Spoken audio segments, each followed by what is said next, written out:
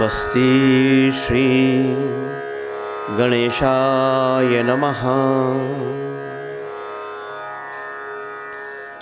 विघ्नेश्वराय वरदाय सुरप्रियाय लंबोदराय सकलाय जगद्दिदाय नागाननाय श्रुतियज्ञविभूषिताय गौरीसुताय गणनाथ नमो नमस्ते। नीलाम्भुजश्याममलकोमलाङ्गं सीतासमारोपितवामभागं पाणो महाशायकचारुचापं नमामि रामं रघुवंशनाथं। मनोजवं मारुततुल्यवेगं जितेन्द्रियं बुद्धिमतां वरिष्ठं वातात्मजं वानरयूथमुख्यं श्रीरामदूतं शरणं प्रपद्ये। अखण्डमण्डलाकारं व्याप्तं येन चराचरं तत्पदं दर्शितं येन तस्मै श्रीगुरुवे नमः। गुरुर्ब्रह्मा गुरुर्विष्णु गुरुदेवो महेश्वराय गुरु साक्षात् परमब्रह्मा तस्मै श्री गुरुवे नमः। श्री गुरुचरण सरोज रज निज मन मुकुर सुधार वर्णौ रघुवर विमल यश जोदायक फलचार। बुद्धिहीन तनु जानिके सुमिरो पवन कुमार बल बुद्धि विद्या देहु मोहि हरहु कलेश विकार। सियावर रामचंद्र भगवान की जय। बोलिए शंकर भगवान की जय। श्री हनुमान जी महाराज की जय। श्री गुरुदेव भगवान की जय। श्री गोस्वामी तुलसीदास जी महाराज की जय। ओम नमः पार्वती पतये हर हर हर महादेव।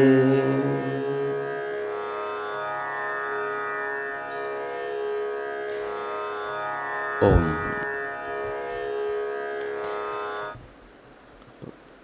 परम मंगलमय परात्पर अखिलेश्वर करुणा के अवतार भगवान शिव मानस के शिव इस प्रसंग प्रभाव में आइए सभी बड़े भाव से बहते हैं। भाव से भगवान की मंगल स्तुति करते हुए यात्रा को प्रारंभ करें।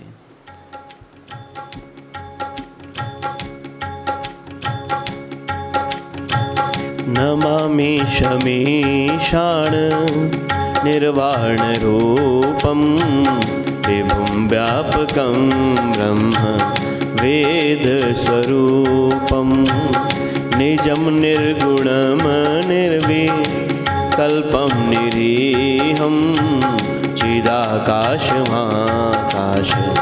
वासं भजेऽहं।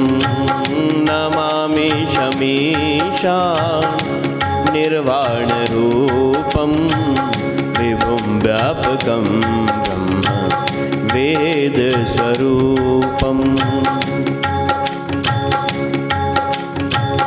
निराकार ओंकार मूलम तुरीहं गिरा ज्ञान गोतीत मीशं गिरीशं करालं महाकाल कालं कृपालं गुणागार संसार पारं नतोऽहं तुषारातिसंकाश घोरं गंभीरं मनोभूमितं श्रीशरीरं नमामि शमीशां निर्वाणरूपं विभुं व्यापकं ब्रह्म वेदस्वरूपम्।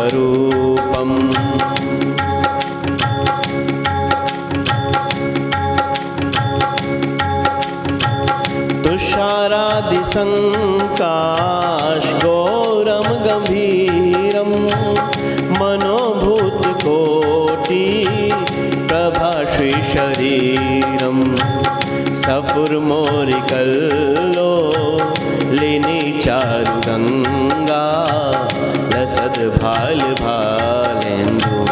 कण्ठे भुजङ्गा चलत्कुण्डलं भ्रूसु नेत्रं विशालं प्रसन्नाननं नीलकण्ठं दयालं मृगाधीशचर्माम्बरमुण्डमालं प्रियं शङ्करं सर्वनाथं भजामि।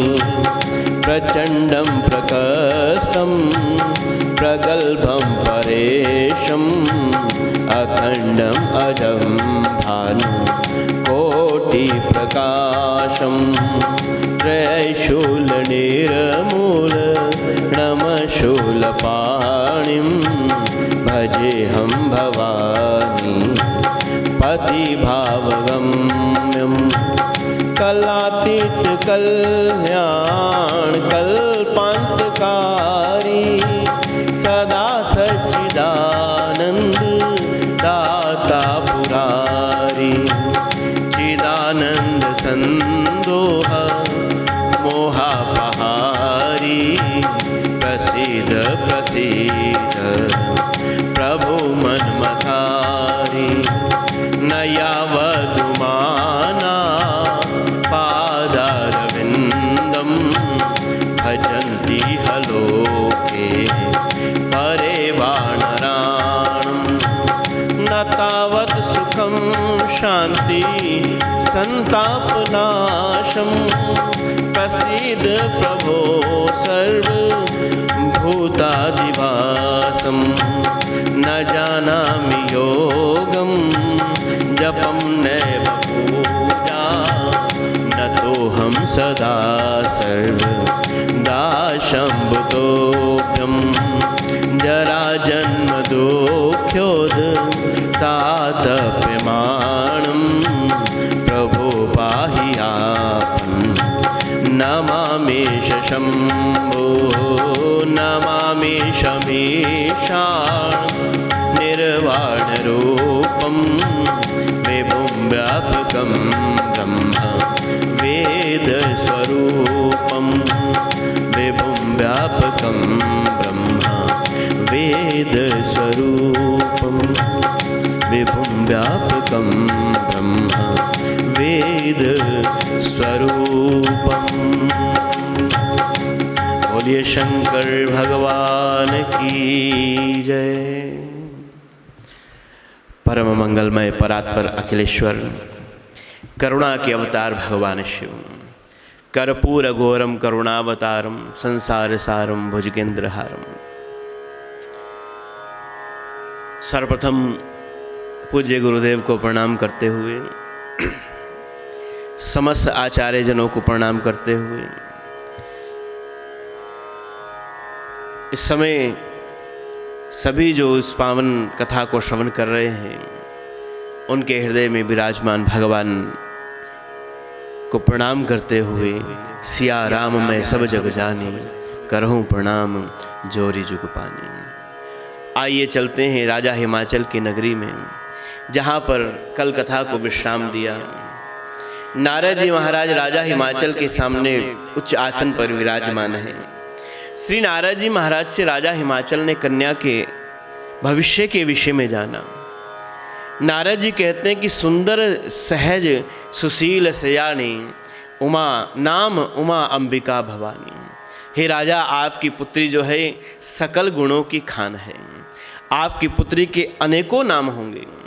उमा अंबिका भवानी, श्री दुर्गा सप्तशती में भगवान नारद जी कहते हैं कि इतने नाम होंगे, इस जगत की प्रत्येक कन्याएं अपने सौभाग्य की रक्षा सुरक्षा के लिए, उसकी मंगल कामना के लिए आपकी पुत्री का ही आश्रय लेगी। अच्छे अच्छे गुण बताते हुए श्री नारद जी महाराज एक जगह आकर के रुक जाते हैं। जिस तरह नारद जी रुके हैं, नारद जी से राजा हिमाचल ने नारद जी के रुकने का कारण पूछा है और प्रश्न किया नारद जी से, नारद जी बताइए तो सही, आप एकदम रुक कैसे गए? आप बताइए हमारी बिटिया का भविष्य कैसा होगा, आप बताएं इसका गृहस्थ जीवन कैसा होगा, वैवाहिक जीवन में इसको क्या लाभ होगा, कैसा इसका परिवार होगा और कैसा इसका सौभाग्य होगा। नारद जी कहते हैं कि हे राजा, आपकी चिंता स्वाभाविक है। हमारे घर भी कोई यदि महात्मा ब्राह्मण आते हैं, हम भी अपने संतान के विषय में चिंता करते हैं। कल भी चिंतन कर रहे थे कि यदि हमारी पुत्री या पुत्र के भाग्य में, उसकी कुंडली में कहीं कोई ग्रह दूषित लगता है, ग्रह दशा कहीं भिन्न दिखाई देती है, तो हमें एकदम उसके विवाह की चिंता होने लगती है। हम एकदम उस संदर्भ में प्रश्न करते हैं, महाराज यदि मंगल दोष है तो क्या इसके विवाह में देरी होगी? अभी वो अबोध नवजात शिशु होता है, तभी से माता और पिता को उनकी चिंता होती है। ठीक ऐसा ही व्यवहार राजा हिमाचल मैना महारानी कर रहे हैं।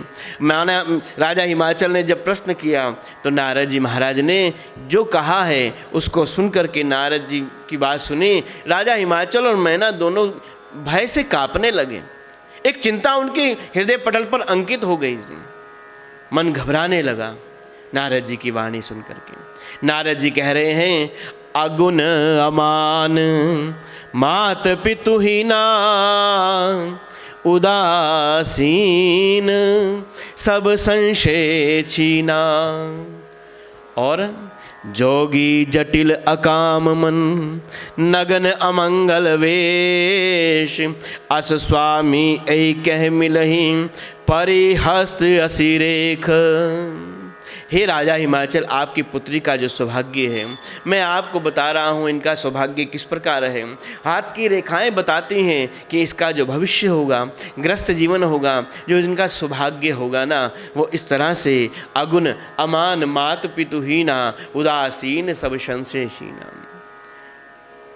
जोगी जटिल अकाम मन, जब सुना नारद जी के मुखारबिंद से ऐसी बात तो एकदम भय के मारे कांपने लगे। हाय राम, नारद जी कैसी बात करते हैं, हमारी पुत्री का सौभाग्य जान रहे हैं, कोई उसका दुर्भाग्य की हम नहीं पूछ रहे थे। आपने तो जो बताया है इसका सौभाग्य ऐसा होगा, मुझे तो नहीं लगता कहीं से आप सौभाग्य की बात करते हो, ये तो दुर्भाग्य की आपने बात किया है। नारद जी कह रहे हैं कि मैं अपने तरफ से कुछ नहीं कह रहा, ये तो जो हाथ में लिखा है वो मैं आपसे कह रहा हूँ। जोगी जटिन अकाम मन नग्न अमंगल वेश, जो मैंने देखा है मैंने वही तो कहा है। नारद जी की बात को राजा हिमाचल समझ नहीं पा रहे हैं। राजा हिमाचल से नारद जी कहना चाह रहे हैं कि हे राजा, बहुत सौभाग्यशाली आप हैं, आपकी पुत्री की हाथ की रेखाओं में भगवान शिव लिखे हैं जी। अगुण अमान मात पितुहीना, शिव का वर्णन कितना सुंदर भाव में किया है। अगुण होंगे, अमान होंगे, मात पिता से हीन होंगे, उदासीन सब संशय छीना।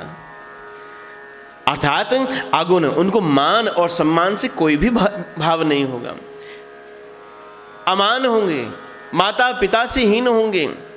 राजा हिमाचल तो ये सुनकर के घबरा गए और विचार करने लगे, क्या हमारी पुत्री का भाग्य जो होगा वो अनाथ होगा क्या? लेकिन नारद जी यहाँ कहना चाहते हैं मात पितुहीना, अर्थात उसके ना माता होंगे ना उनके पिता होंगे, अर्थात वो अजन्मा है। अजन्मा का कोई माता कोई पिता नहीं होता है। गोस्वामी जी ने भी लिखा है ना, तजी समाधि शंभु अविनाशी, जो अविनाशी है, जो काल के बंधन में नहीं है, उसका ना कोई पिता है ना कोई माता है। लेकिन राजा हिमाचल मैना बहुत घबरा करके प्रश्न करते हैं, महाराज क्या आप मेरी पुत्री के हाथ की लिखी रेखाओं को बदल सकते हैं? क्या आप इसके दुर्भाग्य जो आप कह रहे हैं, क्या आप इसको बदल करके आप इसकी रेखाओं में सौभाग्य लिख दीजिए? नारद जी कहते हैं बस यही कोई दुनिया का प्राणी नहीं कर सकता है। जन्म के साथ ही मनुष्य का सब कुछ लिखा जा सकता है। जो हाथ में लिखा है, जो माथे की ललाट पर लिखा है, वो तो हो कर के ही रहता है। जो मेरे भाग्य में है वो मुझको मिल कर के ही रहेगा। दुनिया की कोई ताकत मेरे उस भाग्य के लिखे हुए को मुझसे छीन नहीं सकती है, और जो मेरे भाग्य में नहीं है दुनिया की कोई भी ताकत मुझे उसे दे नहीं सकती है। नारद जी कहते हैं, कह मुनि सहिमवंत सुनू, जो विधि लिखा लीलार, देव दनुज नर नाग मुनि कौ न मेटन हार। अरे राजा, जो भाग्य में लिखा है कोई नहीं मिटा सकता, प्रारब्ध कभी बदला नहीं जा सकता है। गुरुदेव कहते हैं कि प्रारब्ध नहीं बदला जा सकता, परिस्थितियां नहीं बदली जा सकती हैं, प्रारब्ध के अधीन होती हैं हमारी परिस्थितियां। हमें आज जो सुख मिलता है अथवा आज जो मेरे पास दुख रूपी निधि है अथवा सुख रूपी निधि है वो मेरे प्रारब्ध के कारण से ही है जी। ना मुझे कोई सुख दे सकता है ना कोई मुझे दुख दे सकता है। मेरा सुख और दुख मेरे प्रारब्ध के कारण से है। मेरे कोई पूर्व जन्म का कर्म होगा जो मुझे सुख अथवा दुख के रूप में प्राप्त होता है जी। महाभारत आजकल सभी लोग सीरियल देख रहे हैं। महाभारत में भीष्म जी महाराज बाणों की शैया पर लेटे हुए हैं, विचार करते हैं कि मैंने ऐसा कौन सा पाप कर्म कर दिया जिस कारण से मेरी एक एक नस के अंदर बाण बिध गए। एक एक नस बाणों से बिधी है और एक एक बूंद की खून की बूंद टपक करके भूमि पर समा रही है। कौन सा मैंने पाप किया है? विचार करते हुए पूर्व जन्म में गए, नहीं कोई पाप मिला है। उससे भी पूर्व जन्म में गए, नहीं कोई पाप मिला। पीछे जन्मों की यात्रा करते करते पहुंच गए बहुत सारे जन्मों पर तक, 50 जन्म से भी ऊपर गए। तो कहते हैं कि उनसे भी आगे जा कर के किसी एक जन्म में वो देख पाए कि जब वो राजा थे तो घोड़े पर जा रहे थे, मार्ग में उनको दिखा कि एक सर्प उनके रास्ते में से निकल रहा है। घोड़े पर बैठे हुए उस जन्म के भीष्म जी ने घोड़े से उतर करके सांप को अपने बाण की नोक से उठाया और ऐसे दूर फेंका तो वो सर्प एक कांटों की झाड़ियों में जाकर के गिरा। उसका पूरा शरीर उन कांटों से बिध गया। तो उस जन्म का जो कर्म का फल है भीष्म जी को इस जन्म में भोगना हो रहा है। गुरुदेव कहते हैं कि परिस्थितियां तो प्रारब्ध के अधीन होती हैं, बदला नहीं जा सकता है। हाँ, बदल सकते हैं तो उन परिस्थितियों के अनुसार हम अपनी मन स्थिति को बदल सकते हैं। मेरे हाथ में विचार है, मेरे हाथ में सोचने की क्षमता है, मेरे हाथ में विचार पूर्वक जीवन जीने का बल दिया है परमात्मा ने। हम मन स्थिति उस अनुसार बना सकते हैं। सुख और दुख तो हम चर्चा करके आए हैं जी। सुख दुख जीवन के दो पहलू हैं जी। कोई सदा सुखी नहीं रह सकता और कोई सदा दुखी नहीं रह सकता है। सुख आएगा तो चला भी जाएगा, दुख आएगा तो भी चला जाएगा। नारद जी कहते हैं, देव दनुज नर नाग मुनि, हे राजा खो ना मेटन हार। आप मुझे कह रहे हो मैं हाथ की रेखाएं मिटा दूं? इनके भाग्य में जो लिखा है ना वो तो होकर के ही रहेगा। हाँ, अगर बदलने में किसी का सामर्थ्य है, कोई बदल सकते हैं तो वही परमपिता परमात्मा उन लिखे हुए भाग्य को बदल भी सकते हैं। मस्तक पर पड़ी हुई सौभाग्य की रेखाएं बदलना चाहे तो परमात्मा बदल सकते हैं। सुदामा जी भगवान कृष्ण से मिलने गए। कृष्ण के प्रति उनके जो भाव हैं वो एक सखा का भाव है, एक दासत्व का भाव है। भक्त और भगवान की वो मंगल यात्रा है। सुदामा जी पहुंचे द्वारिका नगरी के अंदर। सूचना मिली द्वारपालों के द्वारा कि एक ब्राह्मण आए हैं, शीश पगा ना जगा तन पर, ना तो पगड़ी है ना कपड़े हैं उनके ऊपर, अगर हैं भी तो वो तार तार फटे हुए हैं जी। भगवान ने सुना कौन आया, बोले सुदामा आए। नाम अपना सुदामा बताते हैं। दौड़ करके पीताम्बर कहाँ गिरा, सब अस्त व्यस्त हो गए। लेकिन जब कान से सुना ना सुदामा मेरे बचपन का मित्र आया है, अपने मित्र से मिलने की इच्छा लिए भगवान भागे चले जा रहे, भागे चले जा रहे। मेरा मित्र सुदामा कह करके गले लगा लिया और उनको अपने उच्च आसन पर आकर के बिठाया। ये मित्रता है। मित्रता कोई बंधन, किसी बंधन में नहीं रहती है। मित्रता के लिए कोई धन का बंधन नहीं होता है। मित्रता के लिए कोई वर्ण नहीं, कोई जाति नहीं, कोई धर्म नहीं। भगवान ने उनको उच्च आसन पर बिठाया। उनके पांव धोने लगे हैं, लेकिन पांव की स्थिति देखी है, पानी परात को छुअत नहीं, नैनन के जल से पगत हुए। रानियां खड़ी रही पानी और परात लेकर के, लेकिन गोविंद ने अपने आंख से बहने वाले जल से अपने मित्र के चरणों का प्रक्षालन किया है। यहाँ तक भी हमारे आचार्य गण कहते हैं कि पैर कांटों से भर गए, एक एक कांटा भगवान निकाल रहे हैं। अगर कोई कांटा नहीं निकल रहा हाथ से तो मेरे प्रभु उसको मुंह से खींच करके निकाल देते हैं। ये मित्रता है। अपना पीताम्बर उनको पहनाया, समस्त प्रकार से उनको सुख दिए, अपने उनके फटे हुए कपड़े उतार करके रख लिए, नए वस्त्र दिए। मित्र बड़ी दूर से आए हो, चलो भोजन करते हैं। भगवान भोजन करा रहे हैं, पंखा स्वयं जलते हैं। एक कौर भगवान उन सुदामा जी को खिलाने लगे तो उनके मस्तक पर देखा भगवान ने, अरे इतना दुर्भाग्य मेरे मित्र के जीवन में। मेरा मित्र भी है, मेरा सखा भी है और मेरा ये अनन्य भक्त भी है। भगवान ने विचार किया कि इसके भाग्य को बदलना चाहिए। गोविंद में क्षमता है दुर्भाग्य को सौभाग्य में बदलने की। गोविंद ने एक बहाना बनाया, अपनी रानी से कहा, मैं अपने मित्र को तिलक करना चाहता हूँ।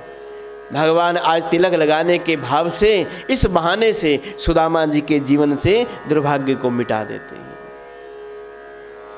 बदलना चाहे तो भगवान बदल सकते हैं, इसके अतिरिक्त कौ न मेटन हार। राजा हिमाचल कहते हैं, हे प्रभु आप कोई उपाय कर सकते हैं क्या? मेरी पुत्री का जो दुर्भाग्य है वो अगर सौभाग्य में बदले, कृपया करके कोई उपाय बताएं। कोई पूजा, कोई पाठ, कोई अनुष्ठान बताएं। कोई ब्राह्मण बिठा करके इसके नाम से जप तप करा दीजिए। कोई पाठ कराएं, कोई 1.25 लाख गायत्री करवाएं, कोई महामृत्युंजय पाठ कराएं, अन्यथा देवी जी के अनुष्ठान कराएं। अन्यथा तो भगवान आप कुछ भी करें, कैसा भी अनुष्ठान करें, मेरी पुत्री का जो दुर्भाग्य है ना उसको बदल दीजिए। नारद जी कहते हैं, राजा आपकी पुत्री का दुर्भाग्य नहीं है, जो लक्षण मैंने कहे हैं आपकी पुत्री के सौभाग्य के संदर्भ में, वह लक्षण भगवान शिव में विद्यमान है। भगवान शिव ही है इस चराचर जगत के वो देव जो देवादि देव महादेव, भगवान जगत के कल्याणार्थ सबको सुख देने का काम करते हैं। पात्र भी भगवान ग्रहण कर जाते हैं, वही भगवान उनकी इस पुत्री के भाग्य में लिखे हैं। भगवान को प्राप्त करने का मैं मार्ग बता सकता हूं, तब तो आप पुत्री को ही करना होगा। भगवान हे राजा आपकी पुत्री तप करे तो इसको भगवान प्राप्त हो सकते हैं। अगर भगवान शिव आपकी पुत्री का वर्ण करेंगे ना तो इसको जो दूषण दिखाई दे रहे हैं आपको, उनके जीवन के भूषण हो जाएंगे। परंतु कैसे? जब ये तप करेगी। जो तप करे कुम्हारी तुम्हारी, भावई मेट सके त्रिपुरारी। हे राजा, यदि आपकी पुत्री तप करेगी तो आपकी पुत्री के सब प्रकार के भाव समाप्त कर देंगे भगवान शिव। तप ही है इस जगत में जो मनुष्य का निर्माण करता है, तप ही देने वाला है, तप ही बनाने वाला है। जो तपता नहीं है वो तब तक सोना नहीं बनता है। भगवान को प्राप्त करने की, पाने की एक कसौटी भगवान ने दिया है, तप। तपते अगम न कछु संसारा, जो भी है उसको तप करना ही है। गोस्वामी जी लिखते हैं, ब्रह्मा को रचना करनी है तो उनको तप करना पड़ा। श्रीमद् भागवत जी में कथा आती है ना, नारायण जब एक से द्वे होने का भाव हुआ तो नारायण के नाभि कमल से ब्रह्मा जी का प्रादुर्भाव हो गया। अब ब्रह्मा जी आकर के विराजमान तो हो गए, लेकिन ब्रह्मा जी सोचे मैं आया किस लिए हूँ, मुझे करना क्या है। कमल नाल में ऊपर जाएं, नीचे जाएं, ऊपर जाएं, नीचे जाएं, लेकिन जान नहीं पाए अपने जीवन के उद्देश्य को। तब उनको दो वर्ण सुनाई दिए, एक ता और एक पा।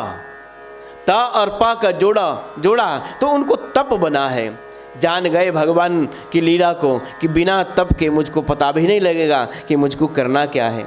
ब्रह्मा जी ने तप किया है, भगवान विष्णु को भी तप करना होता है, भगवान शिव को भी पाने के लिए तप करना होता है। सामान्य जीवन में हम देखें, विद्यार्थी का यदि सफलता पानी है तो उसको तप करना है, व्यापारी को सफलता पानी है तो उसको तप करना है।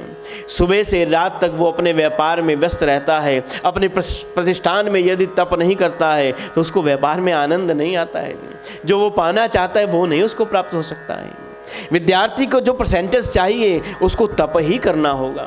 घर में देखें, गृहस्थी अच्छी बनाने के लिए भी एक दिन हमारे घर की माताओं का ध्यान इधर उधर हो जाए तो हमारे भोजन में आनंद नहीं आता उनको। तप, बिना तप के कोई भी नहीं बनता है।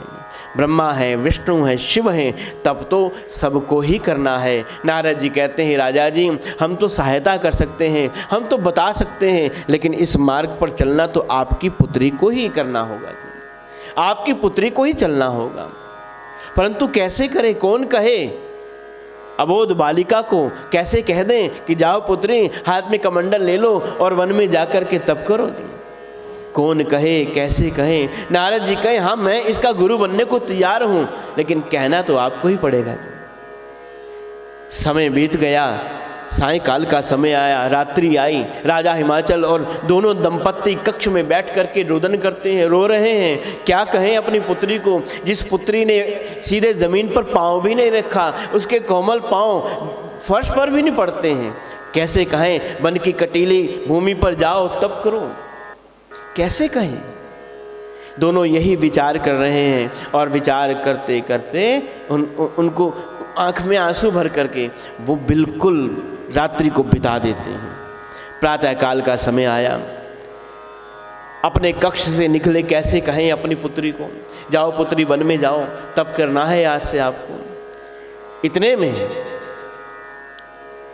भगवती गौरी अपने कक्ष से दौड़ी दौड़ी आई है। मुस्कुराहट है उसके मुख पर, जैसे कुछ निधि मिल गई हो।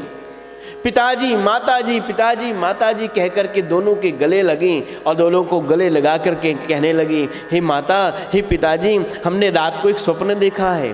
पिताजी कहें बेटा क्या स्वप्न देखा? बोले माँ, हे पिता, मैंने स्वप्न देखा है कि एक बहुत सुंदर महात्मा जी आए हैं, बहुत तेजवान महात्मा जी आए हैं स्वप्न में, और वह मुझे कह रहे हैं जीवन में कुछ पाना है तो तुमको तप करना होगा। जब इतना सुना रात्रि के स्वप्न के संदर्भ में कि महात्मा जी ने आकर के तप के लिए कहा है, तो मुझे तप के लिए जाना है। दोनों दंपत्ति अधीर होकर के नीचे गिर पड़े भूमि पर। हाय मेरी संतान कितनी सौभाग्य लक्षणी है, वो मेरी संतान ने तो मेरे सब मन के भार को ही समाप्त कर दिया। मेरी संतान मेरे सब दुखों को दूर करने वाली है। और गोस्वामी जी कहते हैं वास्तव में वही संतान है जो माता और पिता के दुखों को दूर करने वाली है। सुन जननी सोई सुत बड़ भागी, जो सुत मात पिता चरण अनुरागी। देवी को सुंदर ब्रह्मचारिणी के रूप में तैयार किया है। प्रथम जन्म प्रथम शैलपुत्री, द्वितीयम ब्रह्मचारिणी। इस रूप में माँ भगवती पार्वती जी आज तैयार हुई और वन की ओर गमन कर रही हैं। हाथ में कमंडल लिया, श्वेत वस्त्र धारण किए और अपने महल से वन की ओर जा रही हैं। आइए गोस्वामी जी के साथ देवी पार्वती की जो साधना प्रारंभ हो रही है, उस साधना का दर्शन करते हैं। बहुत भाव से गाइएगा, जो रामचरितमानस का आश्रय लेकर के। इन चौपाइयों का गान साधना में ही सहभागिता करना माना गया है।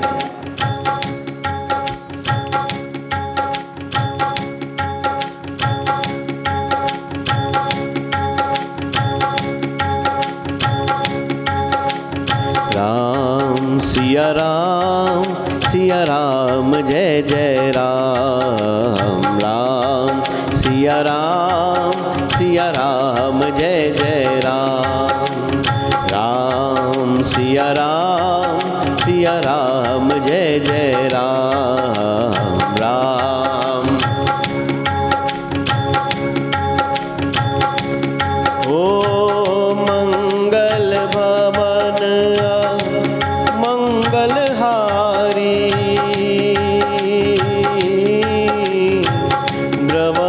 सुदशरथ अजर बिहारी, राम सिया राम जय जय राम, राम सिया राम।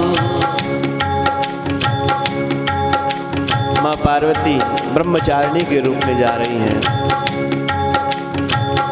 उर्धरि उमा प्राणपति चरणा, जाई विपन लागी तप करना, राम सिया राम जय जय राम, राम सिया राम जय जय। अति सुकुमार नाम तप तप जोगु, पति पद सुमरित जयों सब लोगु। राम सिया राम जय जय राम, राम सिया राम जय जय। ओ संबत सहस मूल फल खाए, साग खाई सत बरस गवाए। राम सिया राम जय जय राम, राम सिया राम जय जय। कछु दिन भोजन बारी बतासा, किए कठिन कछु दिन उपवासा। राम सिया राम जय जय राम, राम सिया राम जय जय राम, राम सिया राम जय जय राम, राम सिया राम जय जय। माता जी की साधना निरंतर चल रही है। गोस्वामी जी उसी क्रम में आगे बढ़ रहे हैं। जिस वृक्ष के नीचे मैया जी बैठ करके साधनारत हैं, उस वृक्ष बेल वृक्ष के उन सूखे पत्तों को खा करके मैया जी अपनी साधना को पूर्ण करती हैं। और एक नाम माँ का अपर्णा पड़ गया। बोलो अम्बे मैया की जय। एक लंबे समय के पश्चात प्रभु ने आशीर्वाद दिया। माँ साधना में संलग्न है और यहाँ गोस्वामी जी मैया जी की साधना को विराम देते हैं। और दूसरी तरफ गोस्वामी जी भगवान शिव की स्थिति का वर्णन करते हैं जी। एक तरफ माता जी हैं, एक तरफ भगवान शंकर की स्थिति है। शिव जी कहाँ हैं? बोले जब से सती जी ने अपने शरीर का दाह किया है, शिव की स्थिति कैसी हो गई? बोले एक वैरागी व्यक्ति की तरह भगवान शिव की स्थिति हो गई। भगवान शिव ने यज्ञ मंडप से सती जी के उस शव को उठाया और भगवान कंधे पर डाल करके पूरी सृष्टि में विचरण करने लगे। भगवान विष्णु ने सुदर्शन चक्र से सती जी के उस पार्थिव शरीर के खंड किए। जहाँ जहाँ वो शरीर के देवी के टुकड़े गिरे, आज इस पावन भूमि पर वही शक्तिपीठ के रूप में निर्माण हो गए। जहाँ मैया जी का जो अंग गिरा है, वहाँ वो शक्तिपीठ का निर्माण हो गया। साधकों के लिए पूजा का स्थान हो गया, देवी की उपासना का स्थान बन गया। भगवान शिव वैरागी अवधूत होकर के जहाँ राम कथा होती है, वहाँ जाकर के विराजमान हो जाते हैं। मन कहीं नहीं लगता, यदि कहीं लगता है तो भगवान राम की चिंतन में, राम जी की कथा में लगता है। गोस्वामी जी दर्शन करा रहे हैं। गोस्वामी जी के साथ आइए शिव जी की स्थिति का दर्शन कर लेते हैं। भाव से गाएंगे जी, उसी भाव में जी।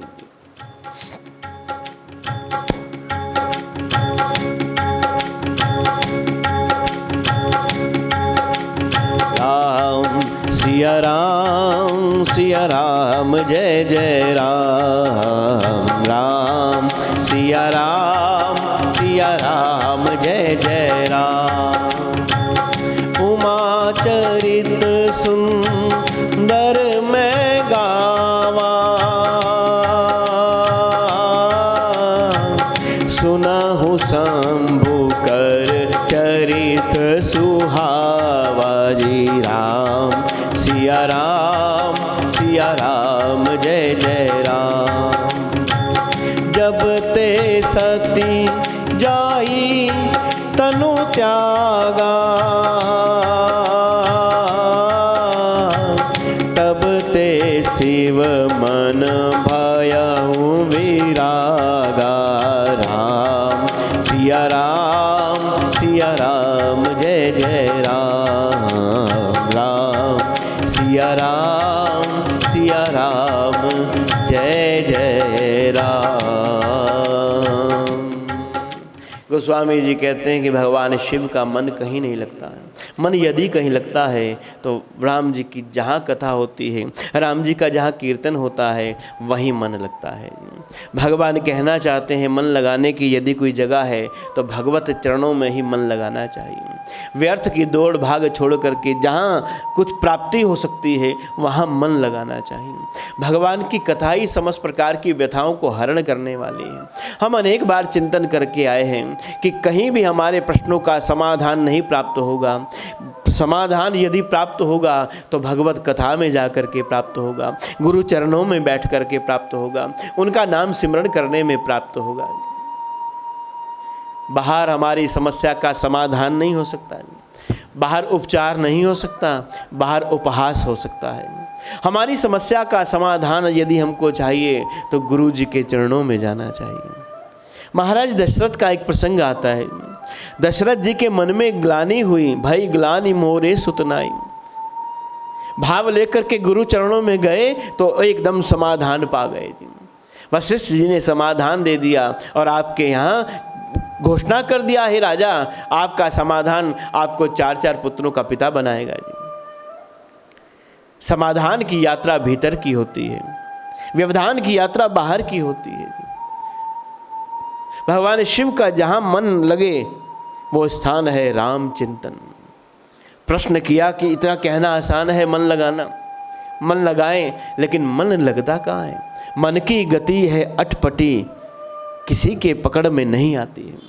दुनिया में सबसे ज़्यादा तेज चलने वाली यदि कोई वस्तु कही गई तो मनुष्य का मन कहा गया। एक क्षण में यहाँ होता है, एक क्षण में ना जाने कहाँ चला जाता है। बड़े से बड़े तेज से तेज चलने वाले उपकरण साधन भी फेल हो जाते हैं इस मन की गति में। मन के हारे हार है, मन के जीते जीत, ये मन ही मिलावे राम से, मन ही करत फजीत। लेकिन मन को नियंत्रण में कैसे रखें जी? श्रीमद् भागवत जी में कपिल गीता के माध्यम से माता देवहूति और कपिल जी का दिव्य संवाद है जी। माता देवहूति ने प्रश्न किया, हे पुत्र, आप भगवान है मैं जानती हूं, मेरे प्रश्न का उत्तर आप ही दे सकते हैं। मुझे परमात्मा के मिलन के लिए क्या करना है? भगवान कहें कि 4 साधनों को अपने जीवन में उतार लो। जित आसन, जित संग, जित श्वासो, जित इंद्रिया। मन को नियंत्रण करें। और हे मैया, मन को नियंत्रण करने की 4 साधन है। जित आसन, जित संग, जित श्वास, जितेंद्रिया, इनको आप धारण करें।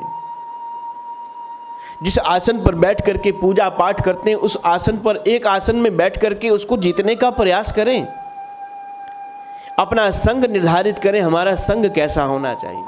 शास्त्र ने अनेकों बार हमें मार्गदर्शित किया है, हमारा संग कैसा हो। बोले हमारा संग ऐसा होना चाहिए, एक क्षण का संग भी परमात्मा के मिलन के लिए एक बहुत सुंदर पल बताया गया। हमारा संग अच्छा होना चाहिए, संतों का संग होना चाहिए, संग ऐसा नहीं हो। इसलिए हमारे बहुत आचार्यों ने इस बात को बड़ी दृढ़ता से कहा है, जैसा संग होता है मनुष्य का जीवन वैसा ही बन जाता है। संग अच्छा हो। जित श्वास हो, हमारी श्वास जो चल रही है इसका भी नियंत्रण हमारे हाथ में होना चाहिए। मनुष्य ने यदि कुछ दे करके भेजा है ना, हमें श्वास की पूंजी दे करके भेजा है। प्राण, अपान, व्यान, उदान, समान, ये 5 प्रकार के प्राण हमें हमारे जीवन में चलते रहते हैं। यही हमारे जीवन की दिशा को निर्धारित करते हैं। प्राणायाम करें, इनका हम लोग इनको संग्रहित करें। प्राणायाम करते हुए मैया श्वासों का नियंत्रण करें। और सबसे बड़ी बात है, हमारी जो इंद्रियां हैं, आँख, नाक, कान, मुंह और जीभ और ये त्वचा जो है, इनको हमारे वश में होना चाहिए, हमें इसके वश में नहीं होना चाहिए। आँख तो कहती ही है मैं अच्छा देखूं, नाक कहता मैं अच्छा सुनूं, बुरा सूंघ नहीं सकता, नाक चाहता ही नहीं। कान कहता मैं अच्छा सुनूं, मुंह कहता है मैं अच्छा खाऊं, और ये शरीर चाहता है कि मैं अच्छा एक सॉफ्ट हो, मेरे को स्पर्श हो। कब तक इनकी इच्छाएं पूरी करते रहेंगे? कपिल भगवान कहते 5 इंद्रियां हमारे वश में होनी चाहिए, ना कि हम। इंद्रियां हमारी गुलाम होनी चाहिए, ना कि हम इंद्रियों के गुलाम होने चाहिए। हे माँ देखना इंद्रियों के ना घोड़े बगे, रात दिन इनको संयम के कोड़े लगे, नाम पथ का खजाना बढ़ाते चलो, कृष्ण गोविंद गोपाल गाते चलो। यही साधन है। शिव भगवान जहाँ मन लग रहा है वो स्थान है राम कथा, जहाँ राम चिंतन है वहीं जा कर के वो बैठ जाते हैं। एक दिन का समय है, भगवान शिव राम कथा सुन रहे हैं, राम चिंतन में समाधिस्थ हैं। एकदम कान में स्वर पड़ा, भगवान का ध्यान गया, अरे ये तो मेरे प्रभु की अमृत वाणी है। एकदम अपनी समाधि को खोला है, भगवान को खड़े होकर के प्रणाम किया। हे प्रभु, आपने आकर के बड़ी कृपा किया है, भक्त को भगवान का दर्शन हो जाए, इससे बड़ी निधि और क्या हो सकती है। जो नाम हम जप रहे हैं उसी का ही दर्शन हो जाए, जो कथा हम सुन रहे हैं उसी कथा का फल, उस कथा का भाव हमारे जीवन में आना शुरू हो जाए। हे राम, आप आए हैं, मैं आपको प्रणाम करता हूँ। भगवान कहते हैं, हे भगवान शिव, अब आप अपनी समाधि को खोलो। हम जब किसी को दर्शन देते हैं तो हम ये कहते हैं कि वरम बुरुई, वर मांगिए। आज हम आपसे ये नहीं कहेंगे वर मांगिए, आज हम आपसे कुछ मांगने आए हैं। शिव की आंख से आंसू आ गए, मेरे भगवान आज मेरे से कोई मांग करते हैं। सामान्यता तो यही होता है, हम लोग भगवान से मांगते रहते हैं, हम लोग भगवान के सामने एक लंबी लिस्ट रख देते हैं। शिव कहते हैं आज मेरे जीवन का सौभाग्य है, आज मेरे राम मुझसे कुछ मांगने आए हैं। हे भगवान, आप आज्ञा करें, आप आदेश करें, मुझे करना क्या है। सिर धरे आयसु करूँ तुम्हारा, भगवान आप जो आज्ञा करोगे ना उसको मैं सिरोधार्य करके करूँगा, शिरोधार्य उसको रखूँगा और उस काम को करूँगा। भगवान कहते हैं, हे शिव जी, भगवान ने कहा कि भगवत कार्य सिरोधार्य करके नहीं करना चाहिए जी, भगवत कार्य हृदय में धार करके करना चाहिए। सिर में बुद्धि रहती है, बुद्धि में विकार आ सकता है, मन से भगवत कार्य करना चाहिए। भगवान आज्ञा तो करें, मुझको करना क्या है। भगवान राम कहते हैं, शिव जी अगर मेरा ही इतनी आज्ञा मान रहे हैं तो मैं आपसे कह रहा हूँ, अब आप समाधि जीवन छोड़िए, अवधूत का जीवन छोड़िए, ये वैरागीपना छोड़िए और अब आप ग्रस्त जीवन की ओर चले जी। आप ग्रस्त जीवन को अपनाइए। भगवान ने कहा, महाराज कैसी बात करते हैं, ग्रस्त जीवन एक बार मैंने अपना लिया है, अब दोबारा उसको अपनाने का मेरा मन नहीं है। देख लिया ना भगवान, मेरे ग्रस्त जीवन में कितना विघ्न आए, कैसा रहा मेरा जीवन, सफल नहीं हो पाया मैं ग्रस्त जीवन में। श्री भगवान कहते हैं कि हे भगवान, आप ग्रस्त अपनाइए। ग्रस्त आपको बुरा लगता है, लेकिन ग्रस्त जैसा आश्रम कोई भी नहीं है। जो समस्त तीनों आश्रमों की सुरक्षा करता है वही आश्रम सबसे बड़ा आश्रम ग्रस्त आश्रम कहा गया है। बालपन की भी जो रक्षा करता है, वानप्रस्थी को भी आश्रय देता है, सन्यासी का भी जो सम्मान करता है, उस ग्रस्त आश्रम को आप अपनाइए जी। हे भगवान, ये ग्रस्त ही तो है जिसके अंदर बड़े बड़े ऋषि मुनि सन्यासी पैदा होते हैं। आप ग्रस्त को अपनाइए। उचित ग्रस्त श्रेष्ठ ग्रस्त जीवन है। इसी ग्रस्त में महापुरुष पैदा होते हैं, इसी ग्रस्त में दिव्य आत्माएं पैदा होती हैं, इसी ग्रस्त के अंदर वीर योद्धा पैदा होते हैं, इसी ग्रस्त में तो देशभक्त पैदा होते हैं, इसी ग्रस्त में तो सर्व समाज की रक्षा करने वाले वीर पैदा होते हैं, सर्व समाज को ज्ञान देने वाले महापुरुष पैदा होते हैं। भगवान के अवतार भी तो ग्रस्तों के जीवन में आते हैं। बड़ा अच्छा कोई कहता है कि जननी जने तो भक्त जन, साधुओं की वाणी है जी। जननी जने तो भक्त जन, या दाता या शूर, नहीं तो जननी बांझ रहे, काहे गवावे नूर। ग्रस्त जीवन का सबसे बड़ा फल यह है कि उस गर्भ से जननी जने तो भक्त पैदा होना चाहिए, या दानी पैदा होना चाहिए, या शूरवीर पैदा होना चाहिए। भक्त जन पैदा होना चाहिए जो समाज में भक्ति का ज्ञान दें। दाता पैदा होना चाहिए जो समाज में दान का फैलाव करे जी। शूरवीर पैदा होने चाहिए जी, अन्यथा तो इस ग्रस्त जीवन का कोई लाभ ही नहीं है। ऐसा ग्रस्त श्रेष्ठ है भगवान शिव। आपको लगता है ना कि ग्रस्त आपका गड़बड़ाया है, लेकिन नहीं। अब आप देखो तो सही, आपको पाने के लिए माँ पार्वती कितनी कठिन तपस्या कर रही हैं।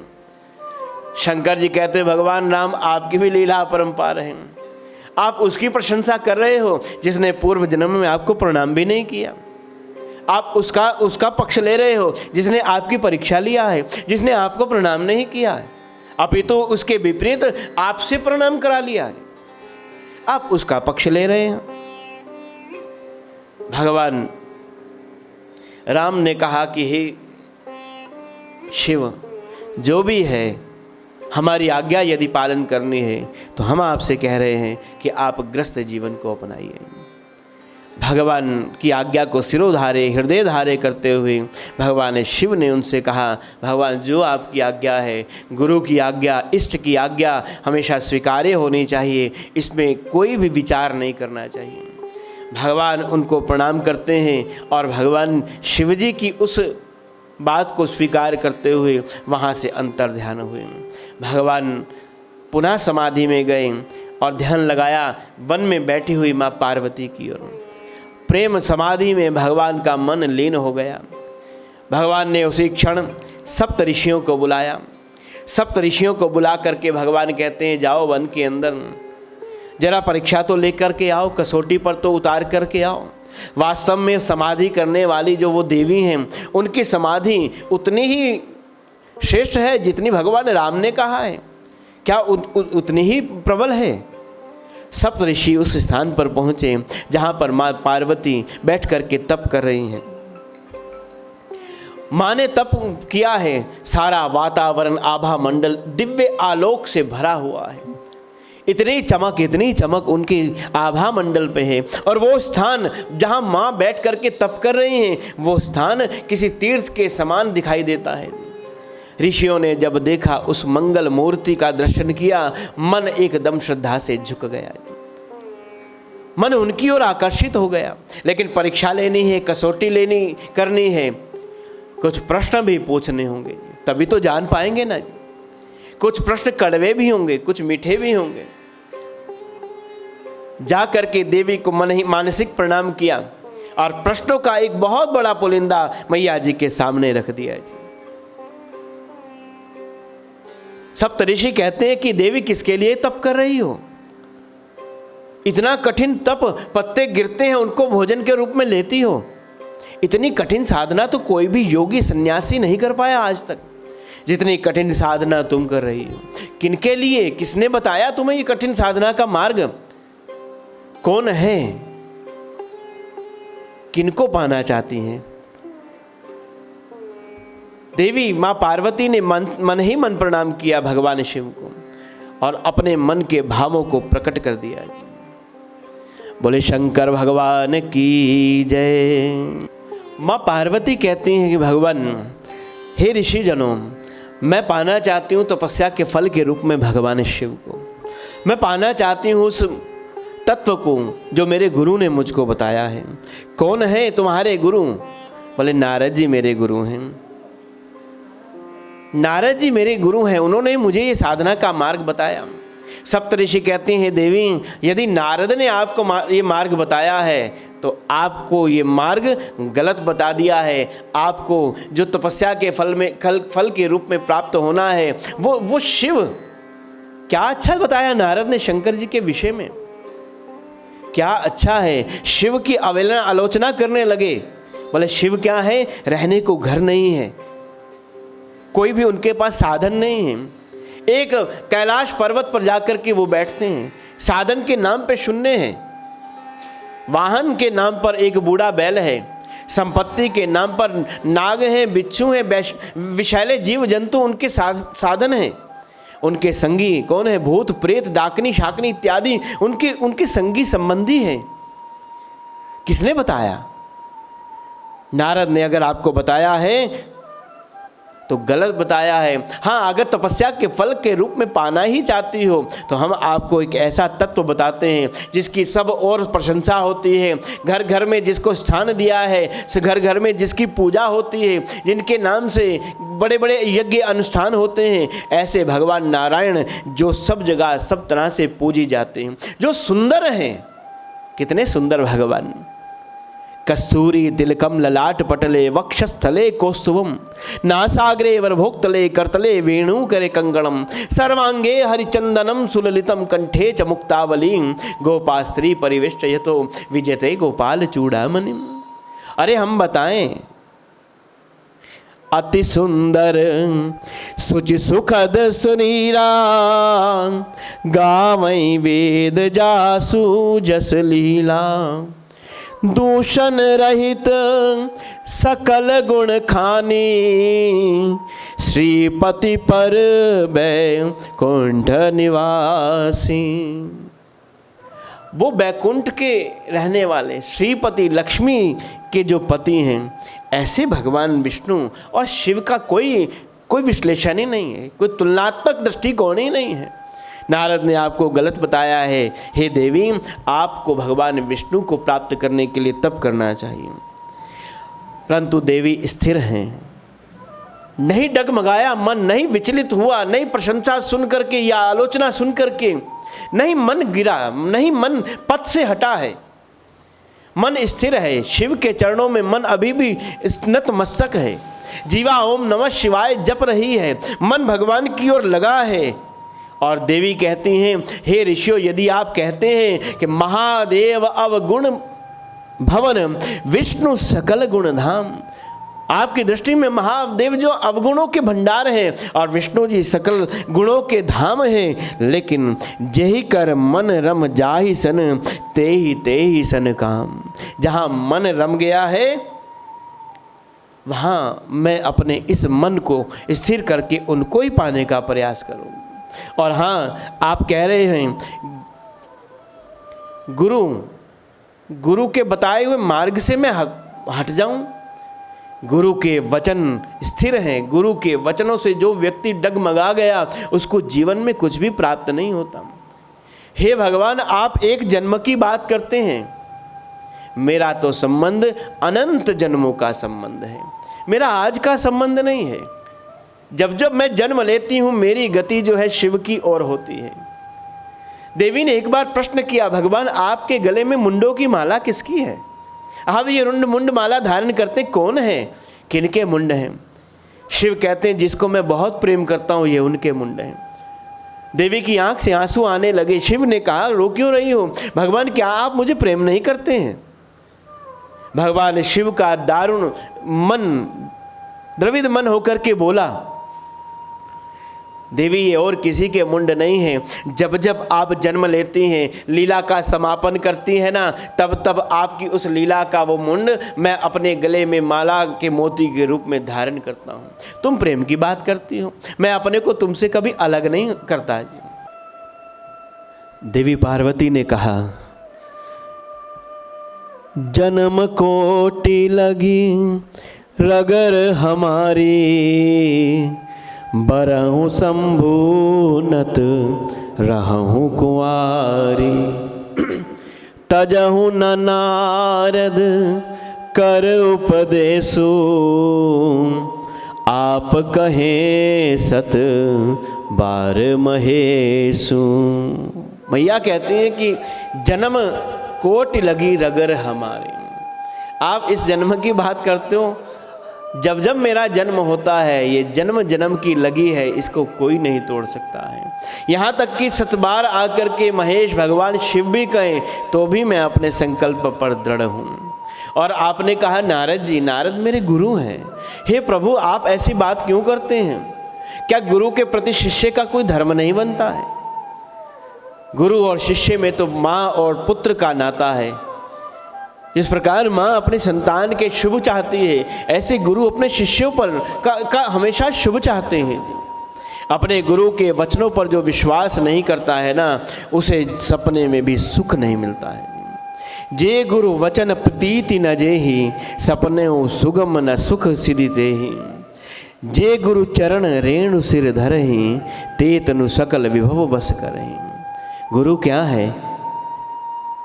गुरु बिन भव निधि तरहि, न कोई जो विरंच शंकर सम होई। ये गुरु तत्व है, अंधकार से प्रकाश की ओर लेकर के जाते हैं। जैसे सूर्य उदय होने पर प्रकाश समाप्त हो जाया करता है, हे ऋषियों, ऐसे ही गुरु जी का आगमन मनुष्य के जीवन में उसे नए सवेरे की ओर लेकर चलता है। जब तक शिष्य के जीवन में गुरु नहीं होते, ऐसे ही बिना नाविक के नाव की तरह डगमगाया रहता है।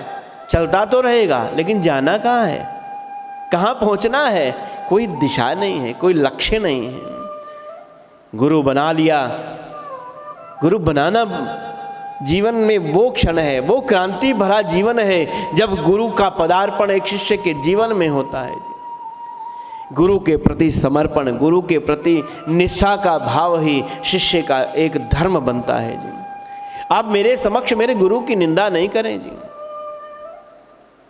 बहुत सुंदर भाव गुरु चरणों में समर्पित आइए करते हैं। सभी अपने अपने गुरु जी के चरणों का ध्यान करेंगे जी।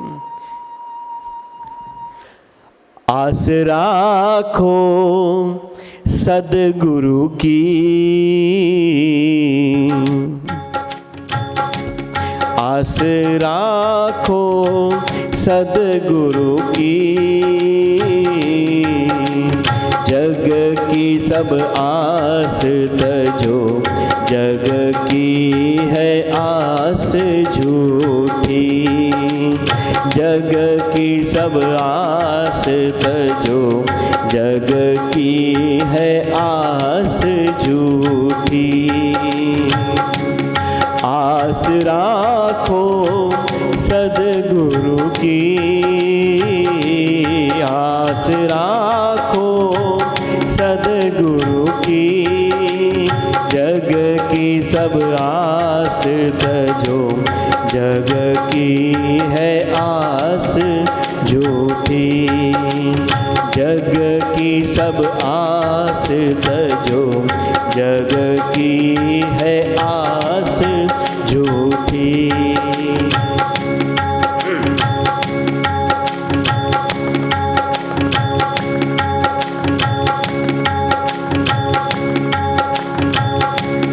सतगुरु की प्रीत सच्ची,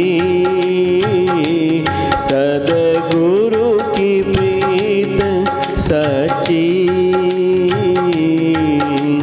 जग सारा स्वार्थ का, जग की है प्रीत कच्ची, जग सारा स्वार्थ का, जग की है प्रीत कच्ची। आस राखो सदगुरु की, आस राखो सतगुरु की, जग की सब आस तजो, जग की है आस झूठी, जग की सब आस तजो, जग की है आस झूठी।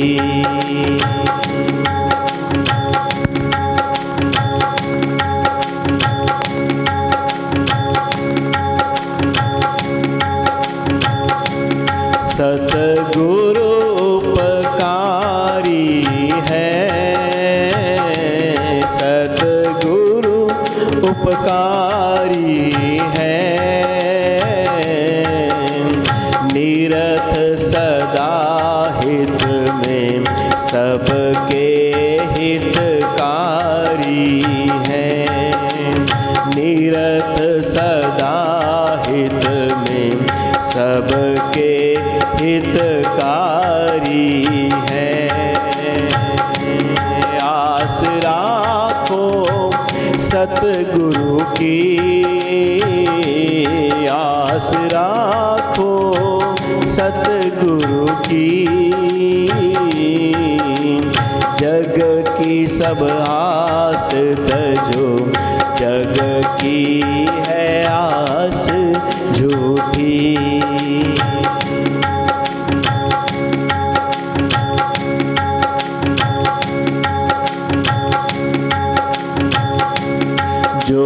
चरण शरण आए, जो भी चरण शरण आए, भक्ति का रस पीकर माला माल हो जाए, भक्ति का धन पाकर माला माल वो हो जाए। आस राखो सतगुरु की, आस राखो,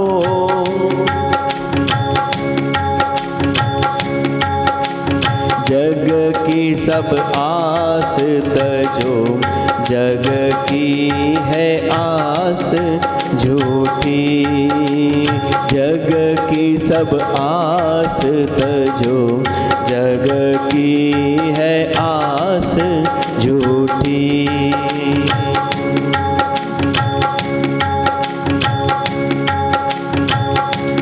प्यारे ले ले गुरु की शरण, प्यारे ले ले गुरु की शरण, सेवा का नियम निभा तो कर ले सफल जीवन, सेवा का नियम निभा तो कर ले सफल जीवन। आस राखो सद्गुरु की, आस राखो सतगुरु की, जग की सब आस तजो, जग की है आस झूठी, जग की सब आस तजो, जग की है आस झूठी। ऐसे गुरु जी के चरणों में प्रणाम करते हुए माँ पार्वती ने सप्तऋषियों को कहा कि सपने में भी जो व्यक्ति गुरु की निंदा करता है वह सपने में भी सुख नहीं पाता है। सपना टूटने के बाद तो सुख और दुख की कल्पना करना भी बेकार है। चाहे ब्रह्मा है, चाहे विष्णु है, चाहे महेश हैं, उनको भी यदि कुछ करना है तो भी तप के आधार पर गुरु के बताए हुए मार्ग पर चलना होता है जी। ऋषियों ने देवी पार्वती की साधना को प्रणाम किया और आशीर्वाद दिया, हे देवी, जब आपके पिता आपको बुलाने आए ना, अब उनके साथ भवन में चली जाना। मानसिक प्रणाम करके भगवान शिव की ओर चल पड़े। जहाँ भगवान शिव समाधि में, प्रेम समाधि में ध्यानस्थ हैं, समाधि में लीन है, वहाँ आकर के उनको प्रणाम किया और सारी की सारी घटना एकदम सुना दी। आँख में आंसू भर करके देवी की साधना को जब कहा है, भगवान शिव का मन भी उस साधना के प्रति आकर्षित होने लगा। इतने में एक अन्य घटना घटती है जी। तारक असुर भयो ते ही काला, भुज प्रताप पल तेज विशाला। एक घटना घटती है, एक तारकासुर नाम का राक्षस उत्पन्न हो गया। ब्रह्मा जी से वरदान पा लिया उसने तप के आधार पर। ब्रह्मा जी ने भी वरदान उनको दिया। पहले तो कहने लगा मुझे अमर कर दीजिए। ब्रह्मा जी कहते हैं ऐसा कोई नियम ही नहीं है, जिसका जन्म है उसको एक ना एक दिन क्षय होना ही होगा जी, जिसका निर्माण है उसका विघटन भी होगा जी। लेकिन तारकासुर ने वरदान भी मांगा तो लगभग अमर होने का वरदान ही मांग लिया जी। ब्रह्मा जी से बोला कि भगवान, यदि आप अमरता नहीं देना चाहते तो मुझे ये वरदान दीजिए, यदि मेरे जीवन का अंत हो तो भगवान शिव के पुत्र से हो। तारकासुर जानता है भगवान शिव तो अवधूत समाधिस्थ में है, विवाह जो हुआ था वो समाप्त हो गया है, अब विवाह की भावना भी उनके मन में नहीं है। तारकासुर ने वरदान मांगा कि शिव पुत्र मेरा अंत करे। ब्रह्मा जी ने कहा तथास्तु। तारकासुर बल पाकर के स्वच्छंद हो गया, अत्याचार करने लगा, अधर्म करने लगा, अनीति करने लगा। शास्त्रों में तारकासुर किसको कहा गया?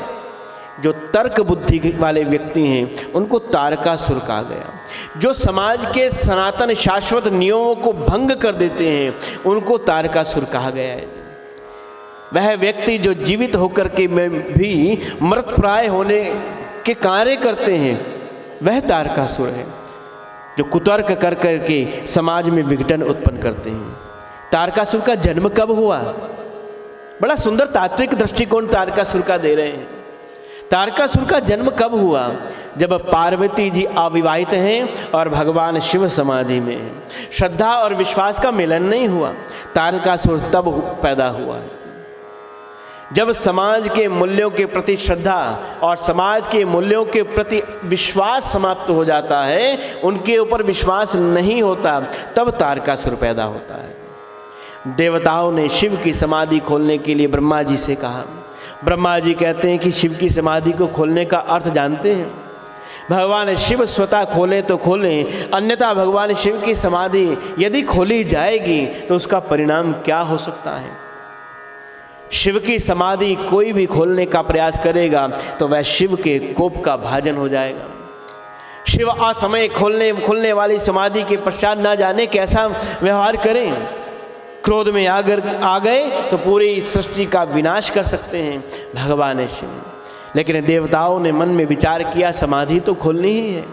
जब तक समाधि नहीं खुलेगी, भगवान के मन में प्रेम का भाव नहीं होगा, पार्वती और शंकर जी का विवाह नहीं होगा, जब विवाह नहीं होगा संतान कैसे होगी, और जब संतान नहीं होगी तो तारकासुर का वध कैसे होगा।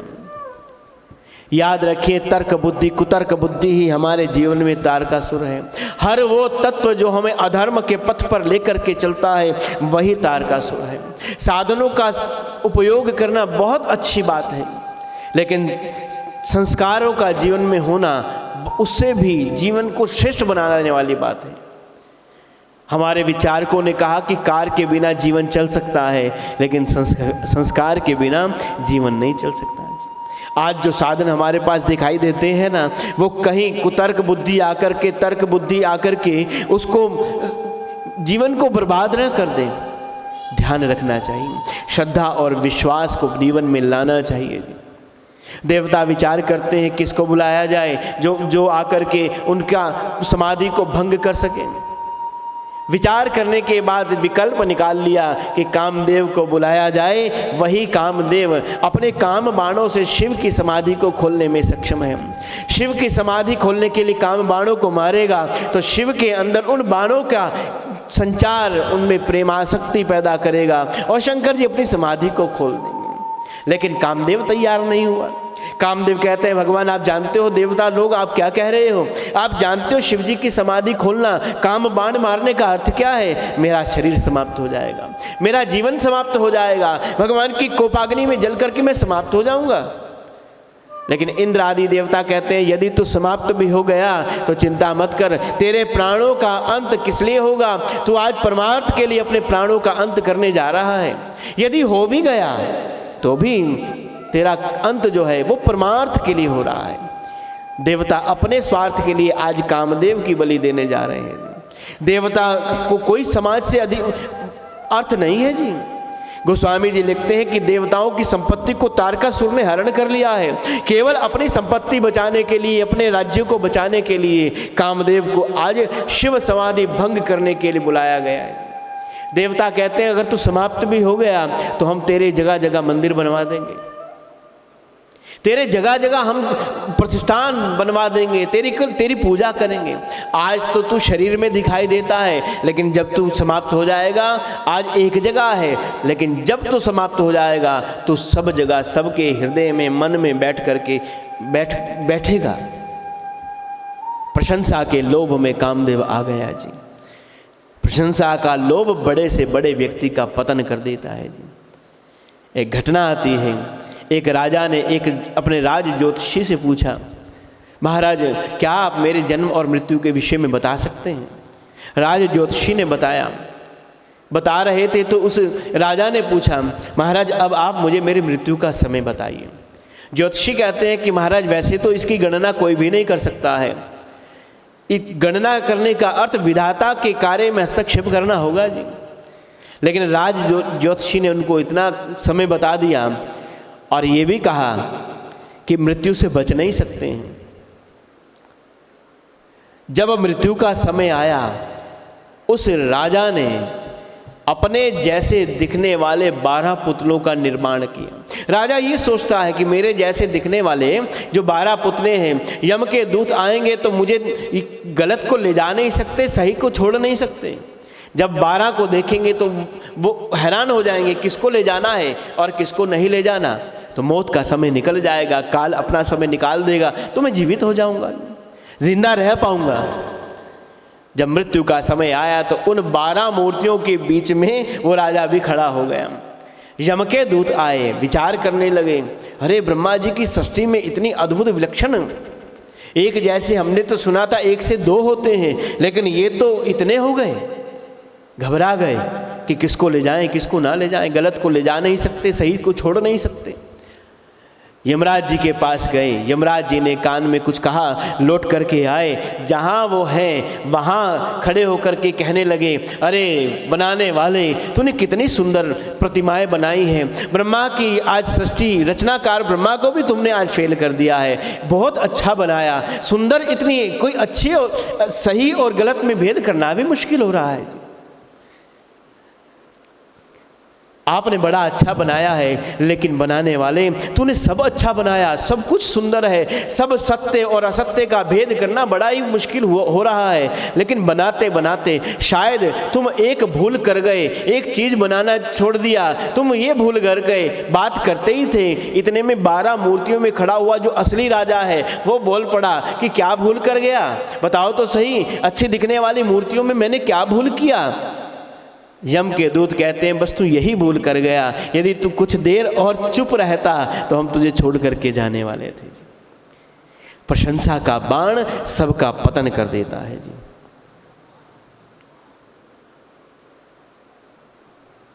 कामदेव आज कामरथ पर चला है। गोस्वामी जी लिख रहे हैं,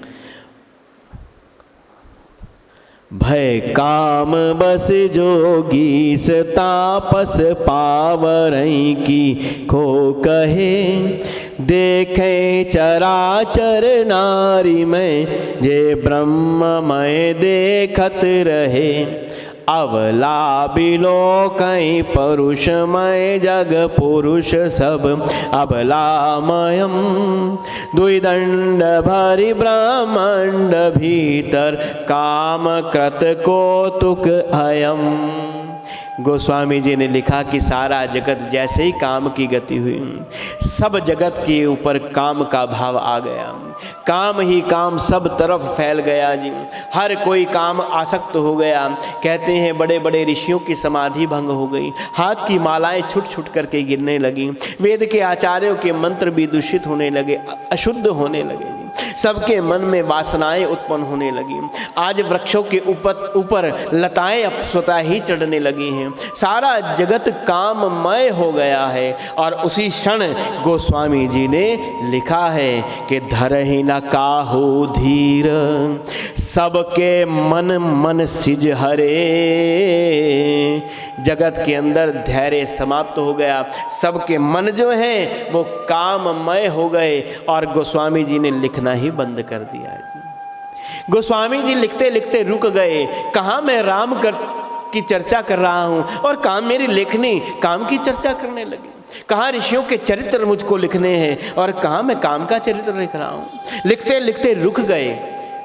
इतने में श्री हनुमान जी महाराज ने आकर के गोस्वामी जी से कहा, महाराज आपने लिखना क्यों छोड़ दिया? बोले देखा नहीं, मैं राम चर्चा कर रहा था, लेकिन जैसे ही कामदेव का आगमन हुआ सारा जगत कामक्त हो गया है। तो हनुमान जी कहते हैं आप उनकी चिंता क्यों करें, आप उनको भी तो देखें जो काम के बाण से बचे हैं जी। आप हमारे ऊपर भी तो दृष्टि डालें कि जे राखे रघुवीर ते उबरे ते काल महू।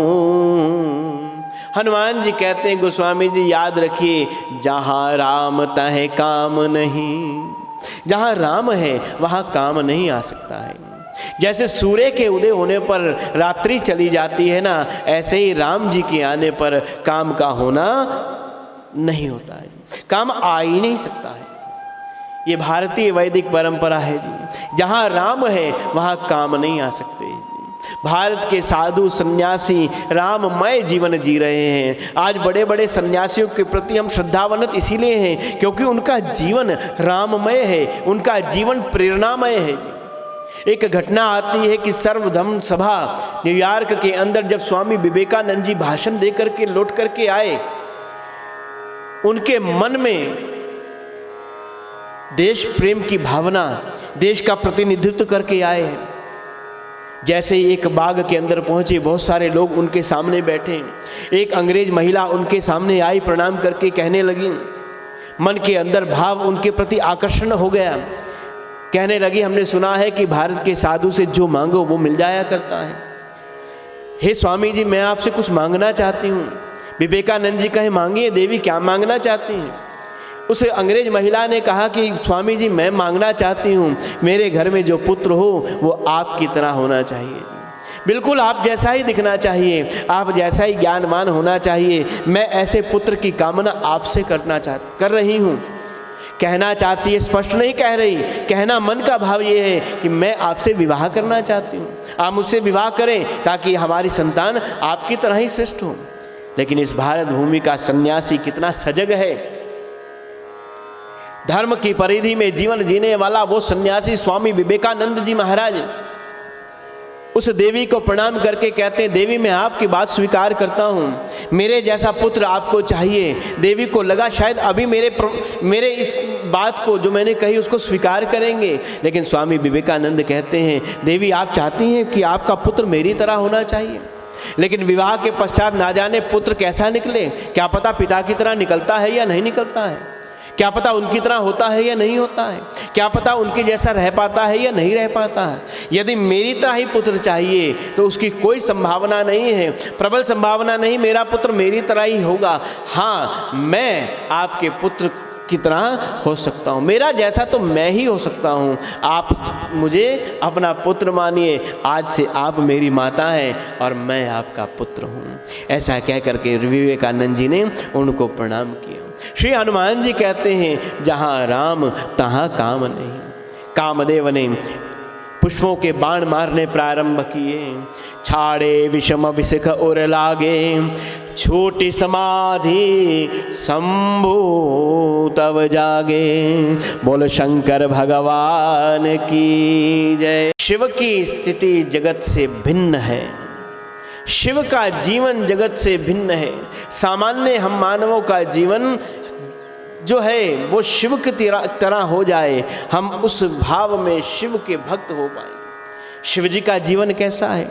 सामान्य काम जो है सबको सुला दिया करता है, अपनी आगोश में लेकर के मनुष्य धर्म से उच्युत हो जाता है, धर्महीन हो जाता है, सो जाता है। लेकिन शिव का जीवन क्या है? शिव को जब काम के बाण लगे, शंकर जी ने अपनी समाधि को खोल दिया है। शिव जी को काम ने जगाया है। छूटी समाधि शंभु तब जागे। आंखें खोली, दिखाई नहीं दिए। सौरभ पल्लव मदन बिलोका, भय कंपयों को पुत्री लोका। पेड़ के पीछे खड़ा है, आम के वृक्ष के पीछे, भय से कांप रहा है, शंकर जी को दिखाई नहीं दिया है। गोस्वामी जी लिखते हैं, दो आंखें खोली, नहीं दिखाई दिया है। तब क्या किया शंकर जी ने? तब शिवती सर नयन उघारा, चितवत काम भयो जही छारा। उसके बाद शिव ने अपने तीसरे नेत्र को खोला और पेड़ में छुपे हुए, पत्तों में छुपे हुए कामदेव को भस्म कर दिया। बोलो शंकर भगवान की जय। कामदेव भस्म हो गया। दो नेत्रों से कामदेव दिखाई नहीं दिया। शिव कहना चाहते हैं कि दो नेत्रों से कामदेव दिखाई नहीं देगा। काम किससे दिखाई देगा? काम तो प्रभु कृपा रूपी, राम कृपा रूपी तीसरे नेत्र से दिखाई देगा। जिसका तीसरा नेत्र कृपा को अनुभव करता है, जो भक्ति रूपी बल में अपने जीवन को लगा देता है, उसका तीसरा नेत्र जागृत हो जाता है। फिर उसका जीवन में काम कभी आसक्त नहीं करता है। जो राममय जीवन जीते हैं वह काम को परास्त कर पाते हैं। याद रखें, दोष को आने का एक ही स्थान है। हमारे जीवन में दोष बुराई कब आती है? जब हम आँख से उस बुराई को देखते हैं। आँख से हमारे मन में आता है, मन से बुद्धि में आया और बुद्धि से हमारी इंद्रियों में आ गया। हमारा शरीर पूरा विकार से भर जाता है जी। शिव जी कहते हैं बुराई का घर यदि समाप्त करना है तो अपने नेत्रों को ठीक करना होगा। जीवन में राम की कृपा को अनुभव करना होगा। राम है तो काम नहीं होगा। राम रूपी कृपा का तीसरा नेत्र भगवान ने खोला, कामदेव को समाप्त कर दिया। कामदेव की राख जल भूमि पर पड़ी है। कामदेव की पत्नी आई रति, रोते रोते विलाप करते हुए प्रभु चरणों में गिर गई। भगवान करुणा निधान कृपा करते हैं। भगवान कहते हैं रो मत, अब तो मैं तुम्हें तुम्हारा पति दे नहीं सकता, लेकिन हाँ तुमको कुछ धैर्य धारण करना होगा। कब तक भगवान? बोले त्रेता युग, द्वापर युग तक। कब? गोस्वामी जी लिख रहे हैं, जब रघुवंश कृष्ण अवतारा, होय हरण महामही भारा। कृष्ण तनय होए पति तोरा, बचन अन्यथा होए न मोरा। हे रति, तुम्हारा ये पति जो कामदेव है, द्वापर में जब भगवान कृष्ण का अवतार होगा, इस भूमि पर फिर वो भार समाप्त करने के लिए अवतरित होंगे, पाप को समाप्त करेंगे, धर्म की स्थापना करेंगे, तब तुम्हारा पति तुमको प्राप्त होगा। भगवान कृष्ण के पुत्र प्रद्युम्न के रूप में आपको आपका पति प्राप्त हो जाएगा। शिव ने इतना कृपा उस रति पर किया है।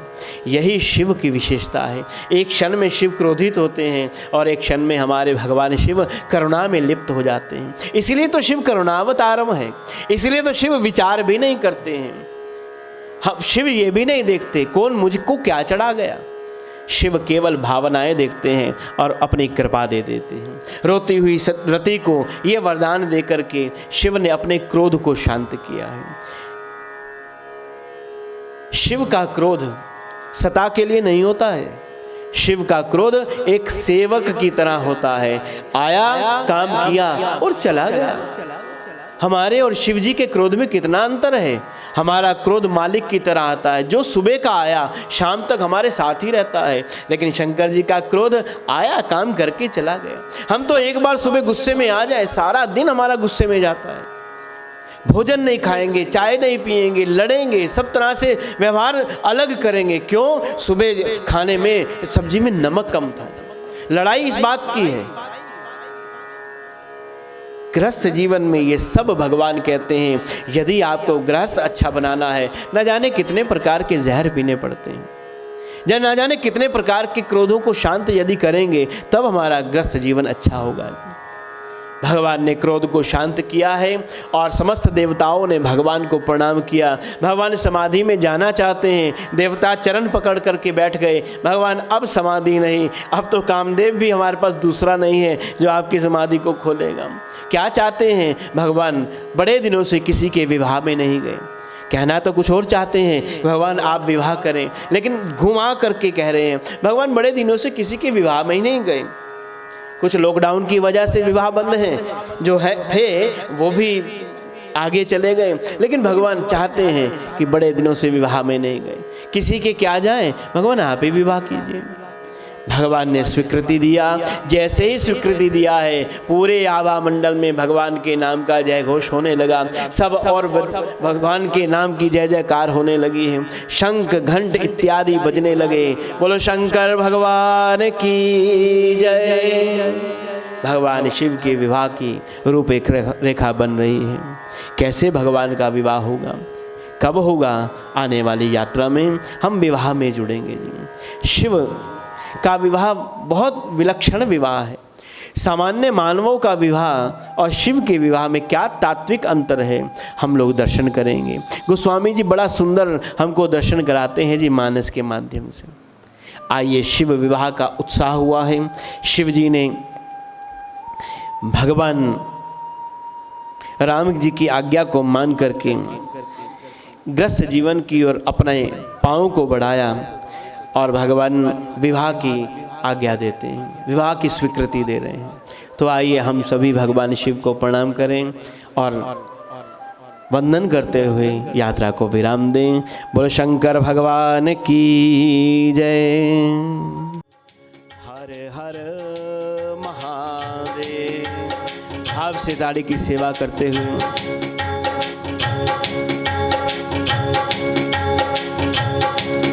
भोलेनाथ से निराला, गौरीनाथ से निराला कोई और नहीं। भोलेनाथ से निराला, गौरीनाथ से निराला कोई और नहीं। ऐसा डमरू बजाने वाला और नहीं, ऐसा डमरू बजाने वाला और नहीं। भोलेनाथ से निराला, गौरीनाथ से निराला कोई और नहीं।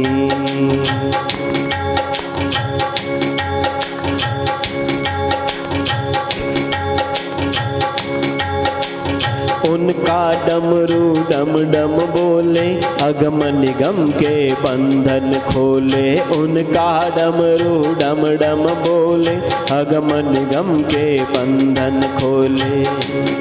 ऐसा डमरू बजाने वाला और नहीं, ऐसा डमरू बजाने वाला और नहीं। भोलेनाथ से निराला, गौरीनाथ से निराला कोई और नहीं। भोलेनाथ से निराला, गौरीनाथ से निराला कोई और नहीं।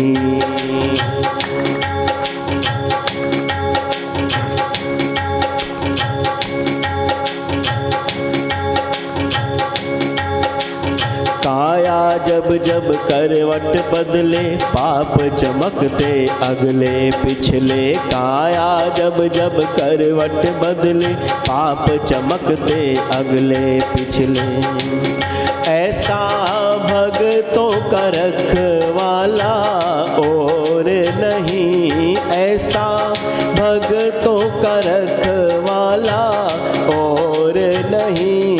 भोलेनाथ से निराला, गौरीनाथ से निराला कोई और नहीं। भोलेनाथ से निराला, गौरीनाथ से निराला कोई और नहीं।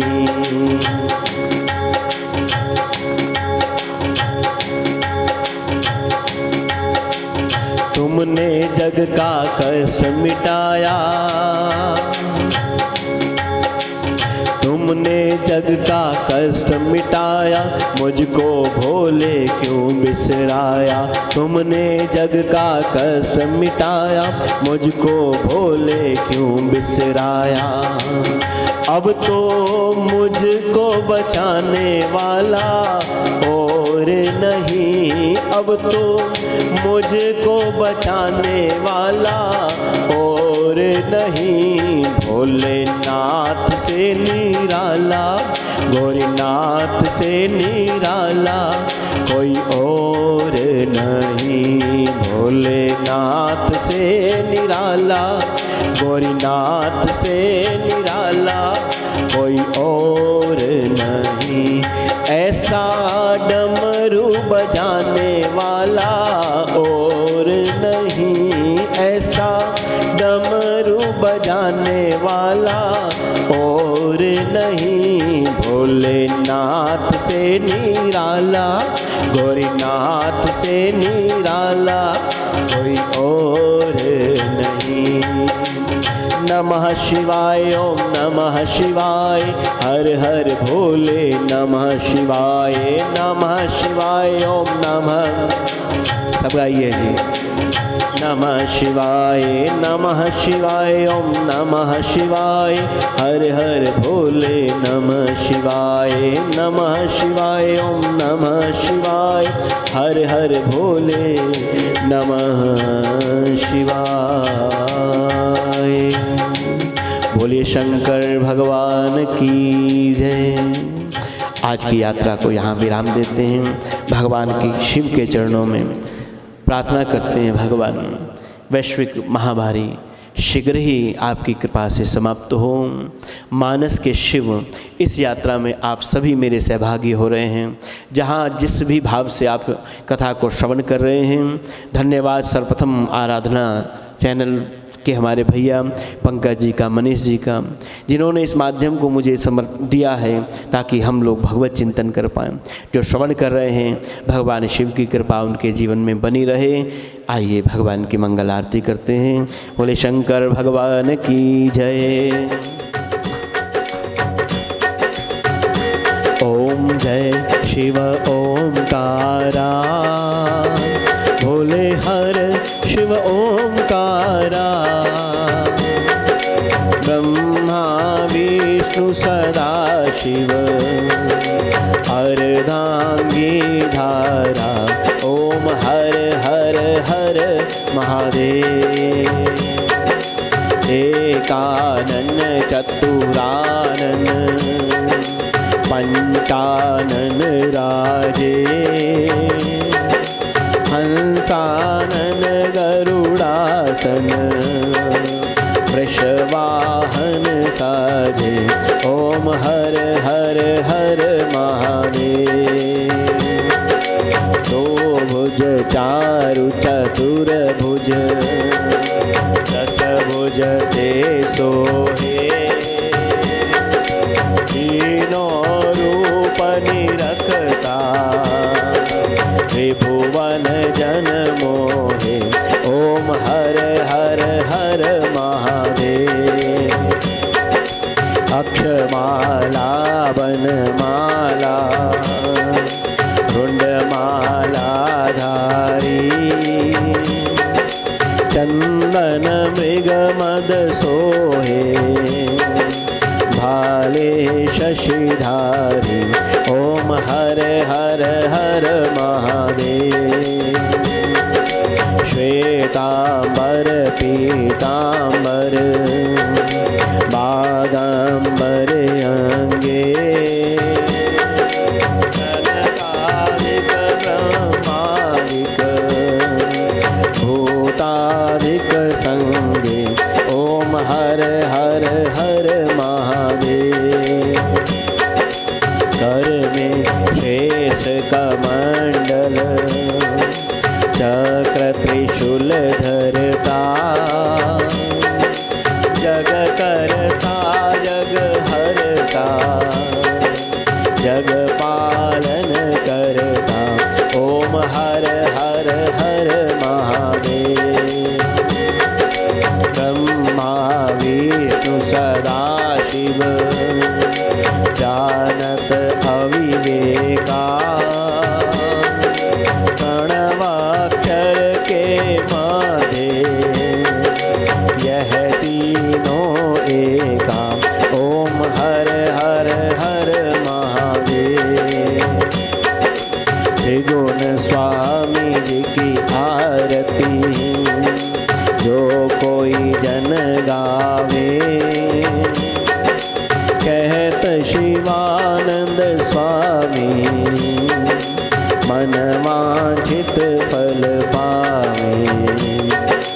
जय शिव ओमकारा, ओम जय शिव ओमकारा। भोले हर शिव ओमकारा। ब्रह्मा विष्णु सदा शिव, अर्धांगी धारा। ओम हर हर हर महादेव। बोलिए शंकर भगवान की जय।